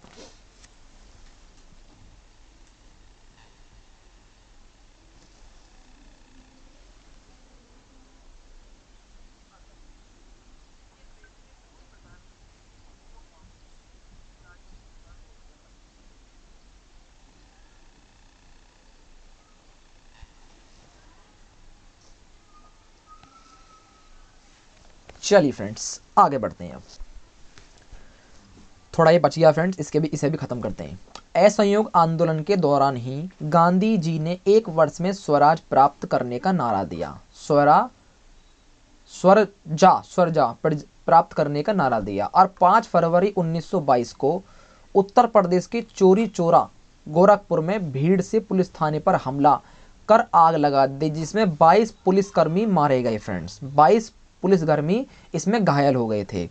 इसलिए गांधी जी ने 12 फरवरी 1922 को गुजरात के बारदौली में बैठक की तथा एक प्रस्ताव के द्वारा आंदोलन को वापस ले लिया गया, और गांधी जी के द्वारा आंदोलन को अचानक वापस लेने के निर्माण की जवाहरलाल नेहरू, मोतीलाल नेहरू और सुभाष चंद्र बोस, सी राजगोपालाचारी और सी आर दास आदि ने आलोचना की फ्रेंड्स। चलिए अब समझते हैं फ्रेंड्स स्वराज पार्टी के बारे में। असहयोग आंदोलन की विफलता के पश्चात जनवरी, यहाँ फ्रेंड जनवरी लिखना था फ्रेंड्स, जनवरी हो गया, इसके लिए माफ़ी चाहता हूँ। जनवरी 1923 में इलाहाबाद में सी आर दास एवं मोतीलाल नेहरू ने स्वराज पार्टी की स्थापना की, याद रखना फ्रेंड्स। और सी आर दास इसके अध्यक्ष, मोतीलाल नेहरू महामंत्री बनाए गए। ठीक है फ्रेंड्स, चलिए आगे बढ़ते हैं। अरे फ्रेंड्स आपने स्क्रीनशॉट तो लिया नहीं, चलिए फ्रेंड्स पहले आप स्क्रीनशॉट ले लीजिए।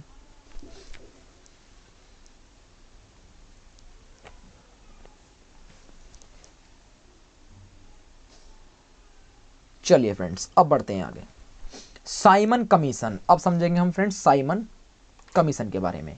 नवंबर 1927 में ब्रिटिश सरकार द्वारा जॉन साइमन की अध्यक्षता में Indian statutory commission Simon commission के गठन की घोषणा की गई, और इस भारत में भावी प्रशासनिक सुधारों, संवैधानिक सुधारों के संबंध में सिफारिश देनी थी, और लॉर्ड इरविन के सुझाव पर भारतीयों को साइमन का कमीशन से बाहर रखा गया। इसके सभी सदस्य नेताओं थे, अतः इससे व्हाइट मैन कमीशन भी कहा जाता है। इसे व्हाइट मैन कमीशन भी फ्रेंड्स कहा जाता है। यह भी कारण था कि भारतीयों ने इसका विरोध किया था, और मुस्लिम लीग के जिन्ना गुट, जिसका लीग से बहुमत था, उसने साइमन कमीशन का बहिष्कार किया। और वहीं मुस्लिम लीग में सफ़ी गुट, मद्रास की जस्टिस पार्टी और पंजाबी की यूनिवर्सिटी पार्टी ने साइमन कमीशन का समर्थन भी फ्रेंड्स किया। चलिए अब समझते हैं फ्रेंड्स नेहरू रिपोर्ट, जो कि 1928 में की गई थी फ्रेंड्स। यहाँ पर स्क्रीन पर आप देख सकते हैं, ये नेहरू जी हैं और ये आपके गांधी जी है, वो आप चर्चा कर रहे हैं नेहरू रिपोर्ट के मामले में। चलिए सभी महत्वपूर्ण भारतीय नेताओं एवं राजनीतिक दलों ने संवैधानिक सुधारों की एक वैकल्पिक योजना बनाकर साइमन कमीशन की जगह वैकल्पिक आयोग बनाने के लॉर्ड वार्केनहेड भारत सचिव की चुनौती का जवाब देने का फैसला किया और अतः 1928 में मोतीलाल नेहरू की अध्यक्षता में एक समिति बनाई गई, जिसे अगस्त 1928 में नेहरू रिपोर्ट प्रस्तुत की गई और नेहरू रिपोर्ट पर विचार करते हेतु 1928 में लखनऊ में एक सर्वदलीय सम्मेलन का आयोजन किया गया। इस सम्मेलन में जिन्ना ने नेहरू रिपोर्ट को अस्वीकार कर दिया तथा उन्होंने अलग से 14 सूत्रीय योजना पेश की और 1929 के लाहौर अधिवेशन का फ्रेंड्स 1929 के लाहौर अधिवेशन में जवाहरलाल नेहरू को कांग्रेस का अध्यक्ष नियुक्त किया गया और इसी अधिवेशन में प्रस्ताव पारित कर पूर्ण स्वराज को कांग्रेस का लक्ष्य घोषित किया गया। 31 दिसंबर 1929 को आधी रात के समय रावी नदी के तट पर भारतीय स्वतंत्रता का प्रतीक तिरंगा फहराया गया। ठीक है फ्रेंड्स, तथा 26 जनवरी 1930 को भारत का प्रथम स्वाधीनता दिवस मनाया गया फ्रेंड्स, यानी कि घोषित किया गया। ठीक है फ्रेंड्स, स्क्रीनशॉट अब आप ले सकते हैं।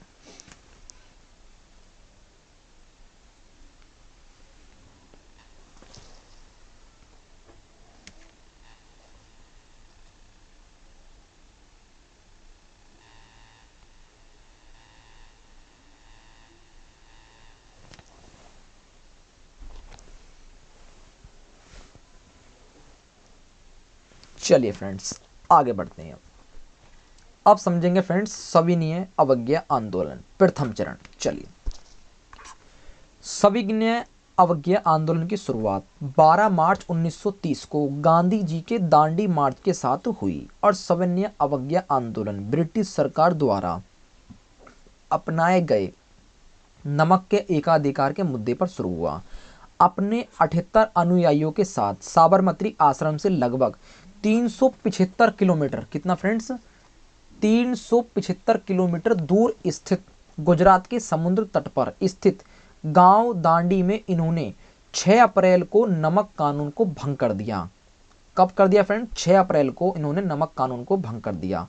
और दांडी मार्च में अमेरिकी पत्रकार वेब मिलकर महात्मा गांधी के साथ नमक कानून तोड़ने के लिए जब महात्मा गांधी को गिरफ्तार किया गया तो आंदोलन के नेता के रूप में अब्बास तैयब जी ने उनका स्थान लिया और सुभाष चंद्र बोस ने गांधी जी के नमक सत्याग्रह की तुलना नेपोलियन एल्बा से पेरिस यात्रा से की और महिला ने बहुत बड़ी संख्या में इस आंदोलन में भाग लिया था, यानी कि महिलाओं ने भी फ्रेंड्स इसमें काफी भाग लिया। ठीक है फ्रेंड्स, अब समझते हैं गांधी इरविन समझौता 1931 समझौता। ठीक है फ्रेंड्स, तेज बहादुर सप्रू एवं M.R. जयशंकर के प्रयासों की बदौलत 5 मार्च 1931 को गांधी इरविन समझौता संपन्न हुआ, जिसके पश्चात कांग्रेस ने सविनय अवज्ञा आंदोलन को समाप्त करने की मांग मान ली तथा दूसरे गोलमेज सम्मेलन में भाग लेने के लिए राजी हुई और गांधी इरविन समझौते दिल्ली समझौतों को मंजूरी प्रदान करने हेतु 29 मार्च 1931 को सरदार वल्लभ भाई पटेल की अध्यक्षता में कांग्रेस का कराची अधिवेशन भी हुआ फ्रेंड्स। चलिए अब आप स्क्रीनशॉट ले लीजिए।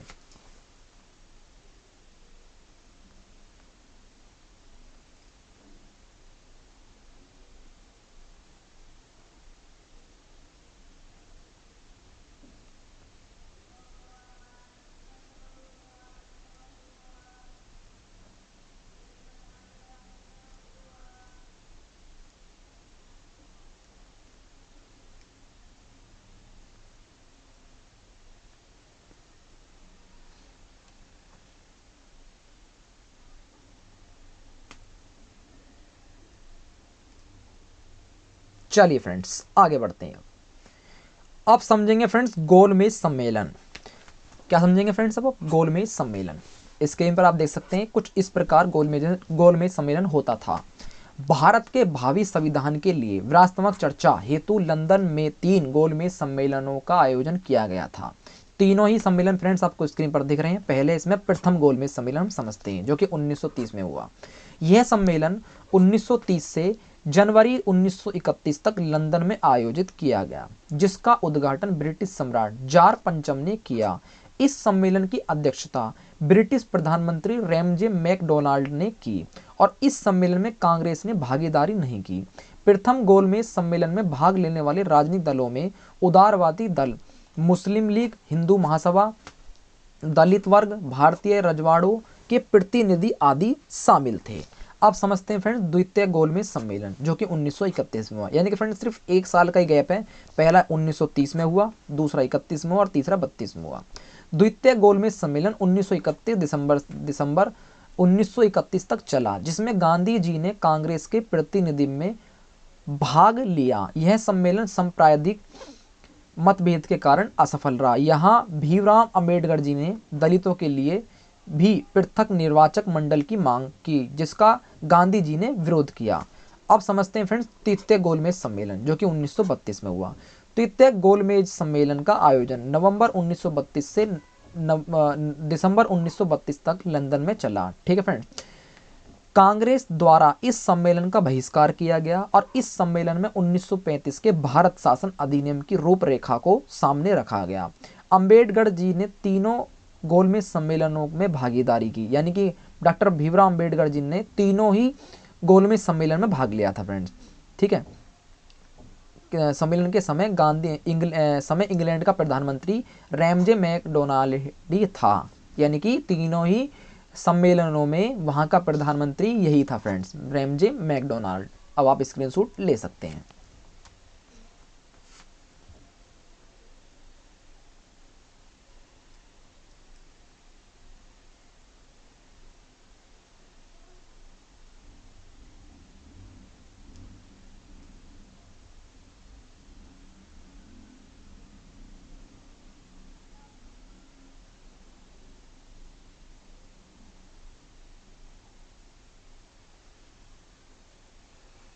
चलिए फ्रेंड्स आगे बढ़ते हैं अब थोड़ा सा। अब समझेंगे फ्रेंड्स सविनय अवज्ञा आंदोलन द्वितीय चरण। वो हमने प्रथम चरण पढ़ा था फ्रेंड्स, अब ये द्वितीय चरण है। 1 जनवरी 1932 को आंदोलन की पुनः शुरुआत हुई, किंतु 4 जनवरी को कांग्रेस के सारे महत्वपूर्ण नेताओं को गिरफ्तार कर लिया गया और कांग्रेस ने आधिकारिक रूप से मई 1933 में इस आंदोलन को समाप्त कर दिया और मई 1934 में इसे वापस ले लिया। यानी कि 1933 में इसे समाप्त कर दिया था और मई 1934 में इसे वापस ले लिया। अब समझते हैं फ्रेंड्स पाकिस्तान की मांग। 1930 के मुस्लिम लीग के इलाहाबाद अधिवेशन में मोहम्मद इकबाल ने सर्वप्रथम एक पृथक राष्ट्र का विचार दिया था, जबकि पाकिस्तान शब्द का प्रयोग सबसे पहले ब्रिज विश्वविद्यालय के छात्र चौधरी रहमत अली ने किया था। किसने किया था फ्रेंड? चौधरी रहमत अली ने। नोट कर लीजिए फ्रेंड। मुस्लिम लीग के लाहौर अधिवेशन मार्च 1940 की अध्यक्षता मोहम्मद अली जिन्ना ने की थी और इस अधिवेशन में जिन्ना ने द्विराष्ट्र सिद्धांत को प्रस्तुत किया था। साथ ही पहली बार पाकिस्तान राज्य की मांग से संबंधित प्रस्ताव भी पारित किया गया। फ्रेंड्स यहाँ देखिए फ्रेंड्स चर्चा हो रही है उनके बीच में बैठ के। चलिए स्क्रीनशॉट अब आप ले सकते हैं।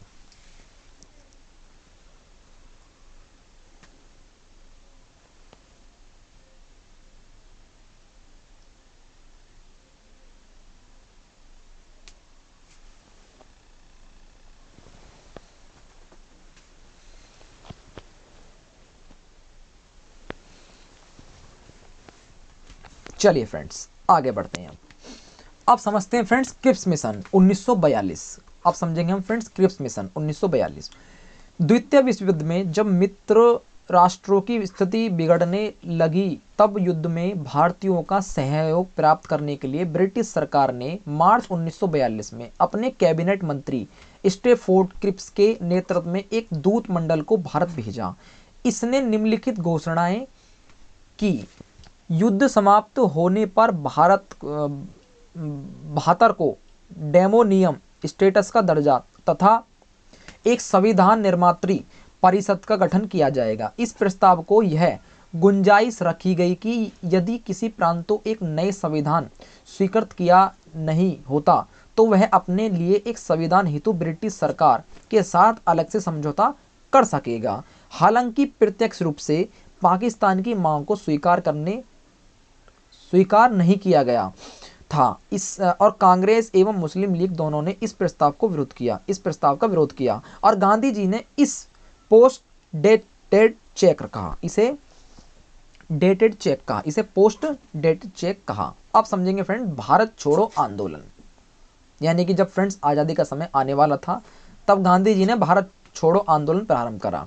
क्रिप्स मिशन की असफलता ने भारतीय जनमानस की मन स्थिति को झकझोरने का कार्य किया और 7 अगस्त 1942 को बंबई के ग्वालियर टैंक के मैदान में कांग्रेस का अधिवेशन आयोजित किया गया, जिसकी अध्यक्षता मौलाना अबुल कलाम आजाद कर रहे थे। इस अधिवेशन में 8 अगस्त को भारत छोड़ो आंदोलन के प्रस्ताव को पास कर दिया गया फ्रेंड्स, और गांधी जी के नेतृत्व में एक जनसंघर्ष चलाने का निर्णय लिया गया और भारत छोड़ो का प्रस्ताव आलेख गांधी जी ने तैयार किया और जवाहरलाल नेहरू ने प्रस्तुत किया और सरदार वल्लभ भाई पटेल ने इसका समर्थन किया। यहाँ से फ्रेंड्स काफ़ी बात बन गई है। देखो फ्रेंड्स, भारत छोड़ो प्रस्ताव का आलेख गांधी जी ने तैयार किया, प्रस्तुत जवाहरलाल नेहरू जी ने किया और इसका समर्थन सरदार वल्लभ भाई पटेल जी ने किया। याद रखना फ्रेंड्स, और अब आप स्क्रीनशॉट ले लीजिए।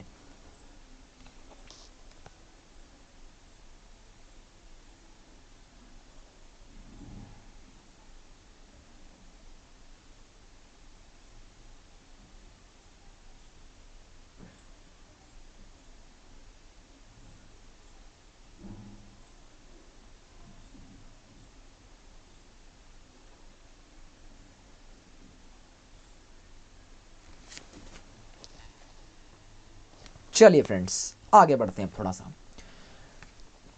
थोड़ी ये बात रह गई फ्रेंड्स, इसे भी खत्म करते हैं। इस आंदोलन में ही गांधी जी ने करो या मरो का नारा दिया था। आपको पता ही फ्रेंड्स, करो या मरो का नारा गांधी जी का ही है। अब आप समझ गए फ्रेंड्स, इसी आंदोलन में ही गांधी जी ने करो या मरो का नारा दिया था। और 9 अगस्त की सुबह ऑपरेशन जीरो आवर के तहत गांधी जी को गिरफ्तार कर आगा खां पैलेस में रखा गया तथा जवाहरलाल नेहरू, गोविंद बल्लभ पंत, जेबी कपलानी, पट्टाभी सीता रमैया आदि को गिरफ्तार कर अहमदनगर जेल में रखा गया। राजेंद्र प्रसाद को पटना तथा जयप्रकाश नारायण को हाजी बागी की सेंट्रल जेल में रखा गया। बाद में जयप्रकाश नारायण ने जेल से फरार होकर नेपाल में आजाद दस्ते का गठन किया तथा भूमिगत होकर आंदोलन चलाते रहे। राम मनोहर लोहिया रेडियो पर नियमित रूप से बोलते थे। गुप्त रेडियो संचालन से जुड़े अन्य नेता थे VM खाकर, उषा मेहता तथा चंद्रकांत जहावेरी आदि। ठीक है फ्रेंड्स, अब समझते हैं फ्रेंड्स आजाद हिंद फौज के बारे में। अब किसके बारे में समझेंगे फ्रेंड्स हम? आजाद हिंद फौज के बारे में फ्रेंड्स। चलिए, आजाद हिंद फौज की स्थापना का विचार ब्रिटिश भारतीय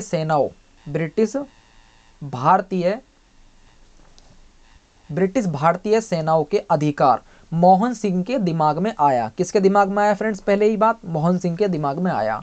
8 सितंबर 1942 में सुभाष चंद्र बोस सिंगापुर पहुंचे, जहां इन्होंने आजाद हिंद फौज का सर्वोच्च सेनापति घोषित इन्हें कर दिया गया। सिंगापुर में सैनिकों का आह्वान करते हुए सुभाष चंद्र बोस ने कहा, तुम मुझे खून दो और मैं तुम्हें आज़ादी दूंगा। यही इन्होंने ये नारा दिया था। सुभाष चंद्र बोस ने 21 अक्टूबर 1943 को सिंगापुर में भारत की अस्थायी सरकार की स्थापना की तथा रंगून को मुख्यालय बनाया। किसे बनाया फ्रेंड्स? रंगून को इन्होंने मुख्यालय बनाया। सुभाष चंद्र बोस ने इसका नाम क्रमश शहीद द्वीप तथा स्वराज द्वीप रखा गया और अप्रैल 1944 में भारत की मुख्य भूमि पर आजाद हिंद फौज द्वारा सर्वप्रथम मोई राग नगर में अपना झंडा फहराया गया और 1945 में आजाद हिंद फौज के सिपाहियों ने आत्मन समर्पण कर दिया। इसके पश्चात सरकार द्वारा इन पर लाल किले में मुकदमा चलाने का फैसला किया गया फ्रेंड्स। चलिए आगे बढ़ते हैं फ्रेंड्स थोड़ा सा। अब समझते हैं friends cabinet mission 1946। Friends screenshot तो आपने लिया ही नहीं होगा, चलिए स्क्रीनशॉट ले लीजिए आप पहले।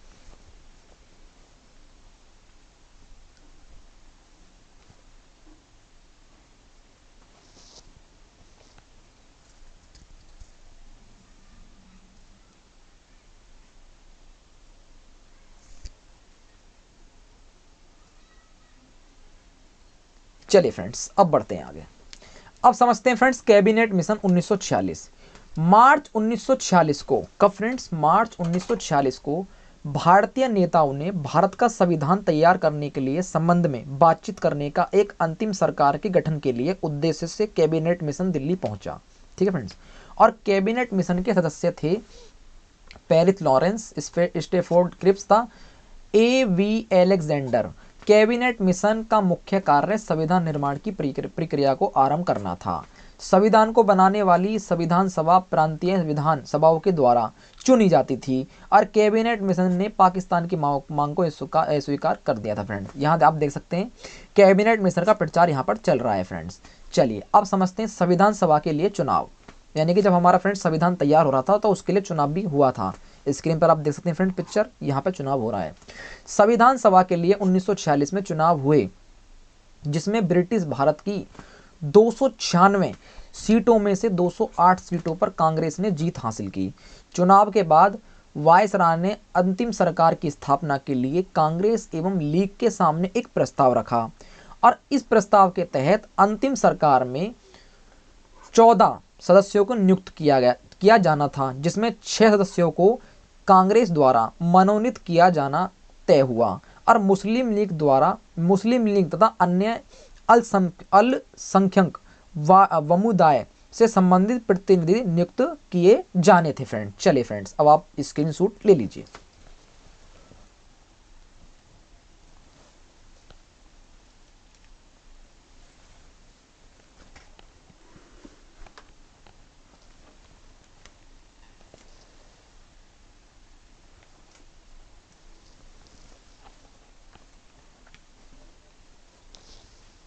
चलिए फ्रेंड्स आगे बढ़ते हैं। चलिए फ्रेंड्स यहीं आज हमारा ये खत्म होता है, यहीं पर ही आज हमारा ये आधुनिक भारत खत्म होता है। फ्रेंड्स यानी कि आज फ्रेंड इतिहास आपका पूरा कवर हो चुका है, जिसमें फ्रेंड्स मैंने आपको तीनों ही वीडियो प्रोवाइड कर दिए हैं, मध्यकालीन, प्राचीन और आपका आज मैंने आधुनिक भारत भी कवर कर दिया है। इसके बाद फ्रेंड्स इसका एक टेस्ट आएगा, वो भी आप जरूर दें। इससे फ्रेंड्स यही पता चलेगा कि आपने इसमें कितना रिवीजन किया, उसे भी वॉच करें और उसमें भी अपना टेस्ट देकर अपनी प्रैक्टिस को और बेहतर बनाएं। फ्रेंड्स चलिए फ्रेंड्स अब मैं यही जानना चाहता हूँ फ्रेंड्स आपको वीडियो कैसी लगी। अगर वीडियो आपको अच्छी लगी है तो वीडियो में कमेंट में मुझे लिख के बताएं कि वीडियो अच्छी लगी है फ्रेंड्स, और वीडियो अच्छी लगी है तो फ्रेंड्स आप वीडियो को लाइक कर दीजिए, अपने दोस्तों के साथ शेयर करना बिल्कुल ना भूलें। चैनल पर नए हैं तो चैनल को सब्सक्राइब करके ही जाए फ्रेंड्स, बगैर सब्सक्राइब करें चैनल से बिल्कुल ना जाएं। आपको आने वाले समय में ऐसी ही इंपॉर्टेंट वीडियो मिलती रहेंगी। टेलीग्राम ग्रुप को फ्रेंड ज्वाइन कर लीजिए अगर आपको सही वीडियो की पीडीएफ पानी है। अपने नेक्स्ट चैनल को फ्रेंड्स सब्सक्राइब करना बिल्कुल ना भूलें, उसका लिंक आपको डिस्क्रिप्शन में देखने के लिए मिल जाएगा। टेलीग्राम का भी ग्रुप का लिंक भी आपको फ्रेंड्स डिस्क्रिप्शन में नीचे देखने के लिए मिल जाएगा, आप देख लीजिए, चेक कर लीजिए फ्रेंड्स डिस्क्रिप्शन में। तो चलिए फ्रेंड्स वीडियो आप मुझे बताएं कि कैसी लगी, और ऐसी ही इंपॉर्टेंट वीडियो को पाने के लिए चैनल को सब्सक्राइब बिल्कुल कर लीजिए फ्रेंड्स। आपको आने वाले समय में ऐसी इंपॉर्टेंट वीडियो बिल्कुल मिलती रहेंगी फ्रेंड्स। ठीक है फ्रेंड्स, तो चलिए फ्रेंड्स मिलते हैं नेक्स्ट टॉपिक में नेक्स्ट वीडियो के साथ, यानी कि फ्रेंड्स टेस्ट के साथ ही मिलेंगे, उसके बाद ही आपका सीधे जियोग्राफी आएगा, फिर लेक्चर आएगा। ठीक है फ्रेंड्स, और वीडियो अब आप इतिहास आपका पूरा कवर हो चुका है फ्रेंड्स, यानी कि जो हमारे टॉपिक थे फ्रेंड्स उसमें आज हिस्ट्री कवर हो चुकी है पूरी। ठीक है फ्रेंड्स, उसमें हिस्ट्री पूरी कवर हो चुकी है। अब हिस्ट्री की आप मतलब जीके जीएस के नाम से आपको प्लेलिस्ट मिल जाएगी, उसमें फ्रेंड्स अब आप अपना पूरा हिस्ट्री कवर कर सकते हैं आराम से। अब आपका सीधे जियोग्राफी का लेक्चर आएगा, इसमें फ्रेंड्स हम आपको मैं सबसे पहले आपको विश्व का भूगोल पढ़ाऊंगा और उसके बाद मैं आपको भारत का भूगोल पढ़ाऊंगा। तो चलिए फ्रेंड्स सारी वीडियो आएंगी, बस आपको चैनल को सब्सक्राइब करके रख लीजिए फ्रेंड्स, सारी वीडियो आपको मिलेंगी देखने के लिए, क्योंकि फ्रेंड्स आपको पता ही है आपके आने वाले हर एग्जाम के लिए ये वीडियो काफ़ी इंपॉर्टेंट रहने वाली है, इसलिए फ्रेंड्स चैनल को सब्सक्राइब करके रख लीजिए फ्रेंड्स हम आपके लिए इतना करते हैं, आप हमारे लिए इतना बिल्कुल कर सकते हैं फ्रेंड। तो चलिए फ्रेंड्स मिलते हैं नेक्स्ट वीडियो में, तब तक के लिए जय हिंद, वंदे मातरम।